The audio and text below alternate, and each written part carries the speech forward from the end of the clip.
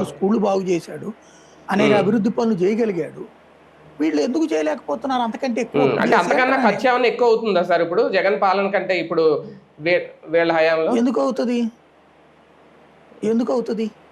అదే మధ్యాహ్న భోజనం ఉంటుంది, అదే గోరుముద్ద ఉంటుంది, అదే వసతి దీవెన ఉంటుంది, అన్నీ అయ్యే కదా. కొత్తగా కట్టాల్సి ఈవెన్ వెల్ఫేర్ హాస్టల్స్ కేంద్ర ప్రభుత్వం డబ్బులు ఇస్తుంది, కడతావు నువ్వు, అద్దెలు తగ్గుతాయి. ఓన్లీ సమస్యల్లో చిత్తశుద్ధి, ప్రచారార్భాటం కాకుండా పనిచేసుకోవడం.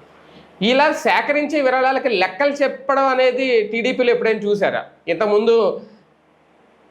అంటే ఇది టీడీపీకి సంబంధం, ప్రభుత్వం తరఫున చేస్తారు కాబట్టి ఆడిట్కి పెడతారు. అంటే ఇంతకుముందు అమరావతికి కూడా ఇలాగే విరాళాలు సేకరించారు సార్ అప్పట్లో.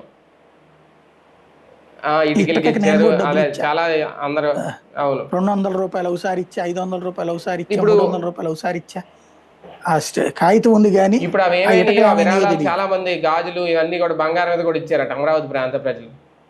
అవి వేరు, అది అమరావతి ఉద్యమం కోసం ఇచ్చింది, గాజులు ఇచ్చినాయి. అమరావతి ఉద్యమం మధ్యలో జగన్ ఆపేశాడు కాబట్టి ఆ ఉద్యమకారులు రోజు రిలే నిరాదీక్షలు చేశారు కదా.